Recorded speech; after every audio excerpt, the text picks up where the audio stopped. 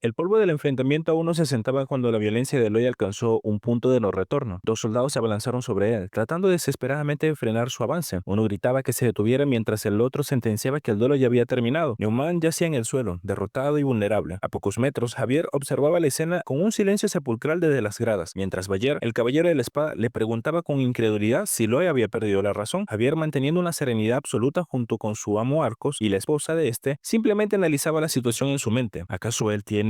No, no lo creo. Se decía a sí mismo, dejando la duda suspendida en el aire mientras observaba a su joven maestro. Bien, bien, lo dejo ir, respondió Loy a los soldados con una calma que contrastaba con la brutalidad del momento. Los guardias permanecían alerta con los nervios a flor de piel, mientras Loy de nuevo continuaba golpeando a Neumann con una frialdad metódica. Maestro Loy, deténgase, suplicaban, pero Loy no escuchaba. Javier, sin despegar la vista desde su posición, notó algo que los demás ignoraban. Desde un punto de vista, Loy lo golpeaba al azar. Lo hacía con una precisión quirúrgica, castigando cada punto vital y cada nervio del cuerpo de Neumann. Esa cara de tranquilidad absoluta que Loy mantenía mientras propinaba la paliza le dio a Javier una certeza inquietante. Loy ya había predicho todo lo que estaba sucediendo. Una pequeña gota de sudor resbaló por la frente de Javier. El hombre frente a él parecía tener el control total del destino. La narrativa nos transporta 15 días antes del duelo, a una noche cargada de misterio. Loy, con una determinación inusual, le hizo una propuesta a Javier. Enséñame la técnica del núcleo de Rahan. Javier quedó petrificado, guardando un silencio que delataba el asombro. Loy, con esa sonrisa descarada que solía irritar a los demás, le preguntó por qué parecía querer huir, como si le estuviera pidiendo que le enseñara a robar. El método principal consiste en atraer el maná del entorno, no solo el que es conjurado por el individuo, ¿verdad? Le soltó Loy con una seguridad aplastante. Javier, atónito, le preguntó cómo podía saber algo así, pues era una técnica que aún no le había contado a nadie y que ni siquiera estaba finalizada. Loy, con una cara cómica y relajada, le respondió que solía hablar de ello entre sueños cada vez que él le cantaba una canción de cuna para hacerlo dormir. Javier no sabía si indignarse o dudar de su propia cordura ante la cara extrañamente descarada de su maestro. Perdóneme, pero no puedo enseñarle la técnica. Aún no está, comenzó a decir Javier, pero Loy lo interrumpió con una pregunta que era casi una orden. ¿Finalizada? Loy insistió, asegurando que si lo ayudaba a perfeccionarla, Javier se la enseñaría. Ante la duda de Javier sobre si era posible, Loy clavó su espada en el suelo y comenzó a dar una lección magistral. Escucha, supongo que estás tratando de tomar el maná externo y combinarlo con el núcleo dentro de ti, explicó Loy haciendo señas con sus manos. Indicó que la mano derecha era el núcleo y la izquierda el maná externo. Como resultado, rebotará y se repelará. Desde el punto de vista de tu núcleo, el maná externo es un objeto extraño. Loy describió visualmente cómo las partículas debían condensarse por separado, no mezclarse. Es como tener un motor auxiliar al lado del motor principal, como si fueran uno, pero también separados. ¿Qué opinas? Suena divertido, ¿cierto? Javier, procesando que la teoría era perfectamente plausible, quedó sin palabras. Loy simplemente se burló diciendo que solo estaba dibujando ideas. Apareció nuevamente la notificación del sistema, indicándole que había tenido 5 puntos más de aprobación por parte de Javier. Javier, al ver de nuevo esa cara de saberlo todo en Loy, supo que el joven maestro escondía mucho más de lo que aparentaba. Gracias a ese consejo, Javier pudo perfeccionar la técnica por la que había agonizado tanto tiempo, logrando en su primer intento hasta 3 círculos de maná. Loy, por su parte, fingió desinterés por el poder de la técnica. Solo enséñame la parte absorbente, no necesito el maná de afuera, solo el que entre en contacto con mi cuerpo. En su mente, Javier reflexionó con admiración sobre la astucia de su maestro. El maestro Loy determinó que con ese conocimiento podría vencer al señor Neumann. Gracias a esa asombrosa capacidad de análisis, la victoria final fue alcanzada con una facilidad aplastante. De vuelta al presente, el grito del patriarca Arcos rompió el silencio. Loy, ¿no me oyes? Detente, no toleraré que manches el honor de ese caballero. Loy se detuvo recuperando el aliento mientras el sudor empapaba su rostro. Mi señor, ¿el honor de este caballero? Preguntó Loy con ironía. Mire debajo de ese mantel y luego decía si esas palabras son adecuadas para el señor Neumann. Arcos, confundido, levantó el manto de la mesa y palideció al encontrar un fajo de cartas. Se trataba de la correspondencia secreta entre Neumann y Tordes, el hombre que lo había estafado. Los documentos detallaban el estado financiero de las tierras, planes para falsificar títulos de propiedad y traiciones contra el señorío. Todo lo que habían tramado estaba allí. Neumann, desde el suelo, no podía entender cómo Loy había conseguido esas pruebas. Loy, con una sonrisa triunfal, pensó en el pequeño Pepedón, el hámster que bajo sus órdenes había corrido por toda la mansión la noche anterior para recuperar las cartas. Arcos, un hombre de corazón demasiado bondadoso, estaba impactado. Loy, analizando a su padre, sabía que cualquier otro noble ya había pedido la cabeza de Neumann, pero Arcos era diferente. Lo siento, pero un líder amable y un buen líder son dos cosas completamente diferentes, reflexionó Lloyd. Entonces lanzó su sugerencia, dejar que el destino de Neumann se decidiera por una prueba del ratón. Si el hombre era herido por el ratón, sería exiliado. De lo contrario, tendría una oportunidad de arrepentirse como soldado. El pueblo murmuraba confundido. ¿Un ratón? ¿Por qué un ratón de todas las cosas? El señor Neumann nunca sería dañado por un ratón. Sin embargo, en las gradas la comprensión era distinta. Arcos, observando a su hijo, pensó para sí mismo: oh, así que lo que él está diciendo es para ofrecer una oportunidad de arrepentirse, con la conciencia de que en cualquier momento se le pueda imponer un mayor castigo, dándole una prueba. A su lado, Bayer, observando el panorama mientras Javier permanecía en un silencio analítico, comentó con aprobación: esto es sabio, esto es generoso, mientras también es una advertencia para otros. Muy bien, hagamos lo que tú dices, respondió Arco finalmente. Lois se volvió hacia el traidor y preguntó si tenía alguna objeción. Neumann, ocultando su odio tras una máscara de sumisión, respondió: no, estoy agradecido por su misericordia. Al escuchar esto, una expresión cargada de escepticismo cruzó en el rostro de Eloy. Misericordia, dices. Pensó en desdén. En su mente comenzó a visualizar un ejemplo claro del error que cometía su padre. Si le ofreces a un criminal una salida misericordiosa, ¿tendrán algún cambio en su corazón y se arrepentirán? De ninguna manera. Eloy veía mentalmente la figura de un criminal sonriendo malévolamente ante tal ingenuidad. ¿Qué está mal con él? Es demasiado amable. Continuó criticando. Solo se volverán más astutos y pensarán en formas de rebelarse, seguía mencionando Eloy. Y efectivamente la intuición de Eloy era correcta. Mientras fingía humildad, Neumann rabiaba en su interior con una sed de venganza absoluta. Vas a lamentar esto, Arco Frontera. Me vengaré de ti y de tu hijo de pacotilla. Es bonito verte sonreír, aunque sea por última vez, dijo Eloy con una pequeña sonrisa que Neumann no alcanzó a comprender. Eloy le entregó una semilla especial a Pepedón. ¿Qué quieres decir?, preguntó el traidor confundido. Eloy lanzó al pequeño hámster hacia el cielo y sentenció: la mejor manera de pedir perdón es recordar que no existe ninguna. Ante los ojos atónitos de Arcos, Bayer, su esposa y Javier y todo el poblado, Pepedón comenzó a devorar la semilla y a crecer de forma monstruosa en pleno aire. El pequeño hámster se transformó en una criatura colosal que eclipsó el sol mientras caía directamente sobre Neumann. El grito de terror del traidor fue ahogado por el impacto masivo de la criatura. Le cayó encima literalmente todo el peso de la ley. Eloy, en una pose firme y triunfal, observó la escena con satisfacción. ¡Qué vergüenza!, exclamó Eloy mientras señalaba hacia el horizonte con una pose teatral, y dijo: exilio, mientras que en su mente una última frase sellaba el destino de su hogar. Y con esto, la manzana podrida de la tierra se ha ido. El capítulo cierra con la imagen imponente de Eloy, el arquitecto que acababa de extirpar la corrupción de sus tierras. Si te ha gustado el contenido y este tipo de videos que preparo para ti, te invito a seguirme en mis distintas redes sociales, TikTok, Facebook y YouTube. Así podrás estar al tanto de cada publicación y de las series que voy narrando día con día. De igual manera, si te interesa leer estas historias de forma directa, puedes hacerlo en la página principal de Zona Olympus Scan. Les doy un gran crédito a ellos por proporcionar estas publicaciones y hacer posible que yo traiga estas narraciones para ustedes. Ahora bien, si disfrutas de mi estilo de narración y quieres saber más de estas series a través de mis videos, te invito a suscribirte y activar las notificaciones. De esa forma, no te perderás de ningún video nuevo. Sin más que decir, finalizo este video. Nos vemos en la próxima. Adiós.